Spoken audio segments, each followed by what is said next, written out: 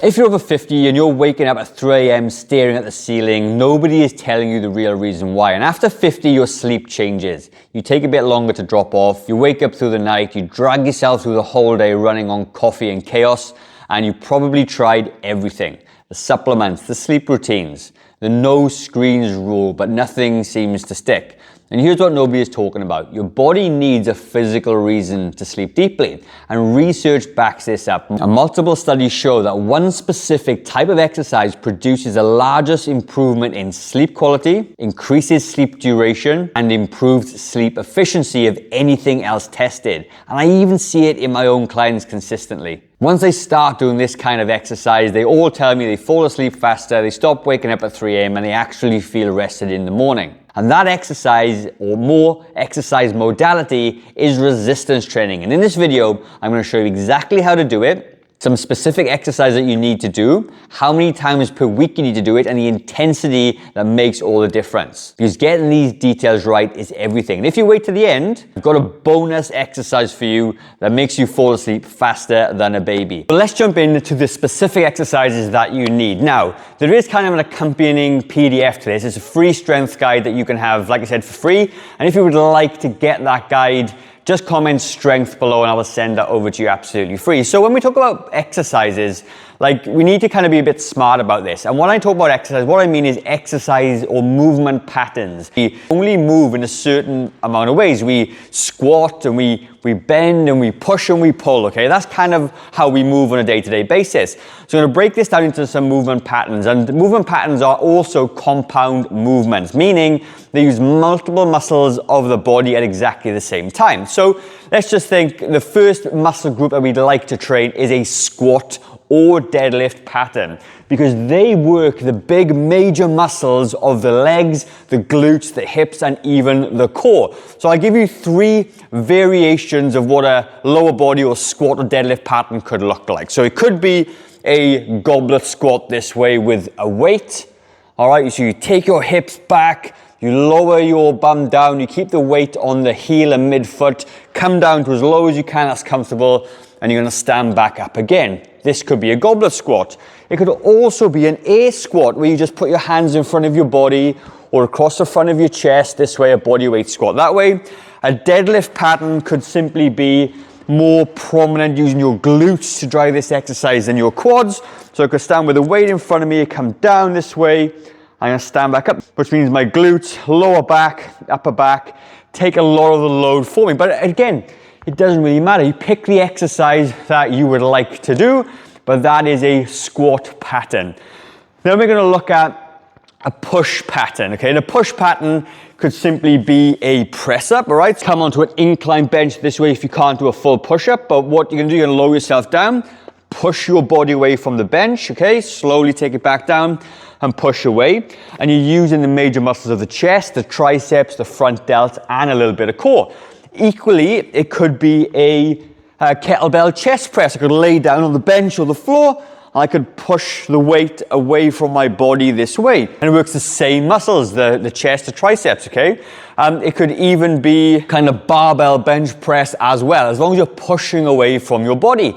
The next one could be a shoulder exercise where you push above your head, because there's 2 different planes of movement. I could use the same kettlebell and push above my head that way. Now, if you do have shoulder issues, to work the same muscle group, you may want to take it out to the side, okay? This would not be a compound exercise. That would be very much an isolation exercise. But if you've got sore shoulders and lifting above your head is hard, that would be the alternative. Then what we're going to look to do is a pulling pattern, okay? So a pulling pattern could be a row in a lunge. So if you've got no equipment whatsoever, come into a lunge position and you pull the weight behind your body, work on your biceps, your back, okay, your core in this position as well, right?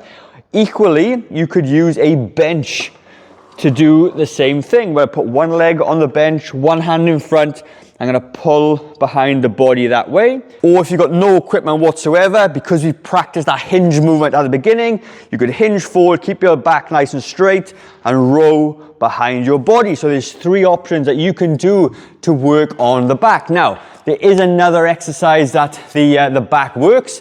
That was more of a horizontal pull. and sometimes you need a vertical pull as well. So think of a lat pull down machine this way.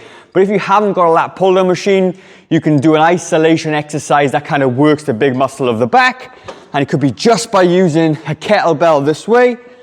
Bring it behind the head and bring it forward this way. Squeeze everything together. Take it back at the stretch on the lat and then bring it forward.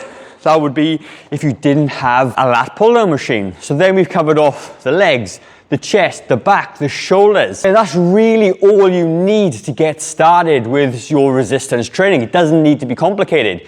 You could use bands, dumbbells, barbells, body weight. It doesn't matter.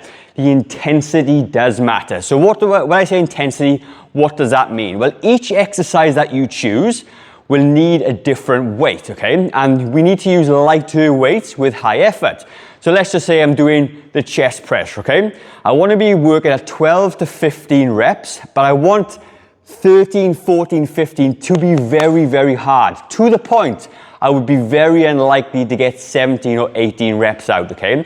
So when you do it, think, could I do a couple more? Test it out a little bit, but you want to be done with high intensity, because when you work at a high intensity with the resistance training, not only will you force your muscles to grow, but it also has fatiguing component to your central nervous system. When your body is tired, you will sleep way better. So that's the intensity. Whatever exercise you do, pick a weight that causes you to be very, very challenged in the last 12 to 15 reps. And like I said, that PDF guide got all this information in, so comment strength if you want a copy of that. You might be wondering, how many times you do these exercises? Well, if you do a full body workout just like this, all you really need to do is about 3 times per week. This workout could be done 3 times through, so you do each exercise once, you may rest for 30 seconds and repeat it 2 more times, or you could go squat, 30-second rest, squat, 30-second rest. You could do that as well, but 3 times through, 3 times per week is going to be plenty, providing that the intensity is high enough. I promise you, if you start doing this consistently, you will start to sleep way better. Now, the bonus exercise that I spoke to you about at the beginning, okay, this actually surprised me, okay? And there are probably studies showing that it probably gets you to sleep faster than resistance training and cardio, which I was very surprised about. And that exercise modality is yoga. And it kind of makes sense because it is a relaxing movement. You are doing lots of isometric holding. You are resistance training, I guess, a little bit, but it also has a very calming effect. And studies are showing as well is that if you do yoga, you will absolutely fall asleep a lot faster. Now, I'm not a yoga instructor. I got no resources to show you for yoga, but maybe look to incorporate it in your day. Maybe find another YouTube creator that you can follow some yoga routines through. I used to do a lot of yoga when I was doing martial arts a long time ago, and I used to find it really good. I just got a little bit bored of it, that's me personally, but that is really amazing. And I think about it, if you can incorporate resistance training, cardio, yoga, exercise, make your body feel tired so you can fall asleep a little bit better. And there may be other things at play that I'm not covered in this video, and I can't possibly cover all the reasons, but at least do the basics. Let's control what you can control. Can you resistance train 3 times a week? Can you do a short yoga routine before bed? Can you do the screen time, all that good stuff, right? So give it a try. Let me know what your thoughts are. I would love to hear it, okay? I'm gonna leave another video in the top left-hand corner, which I think you're gonna like. So head over to that video, and I'll see you very shortly.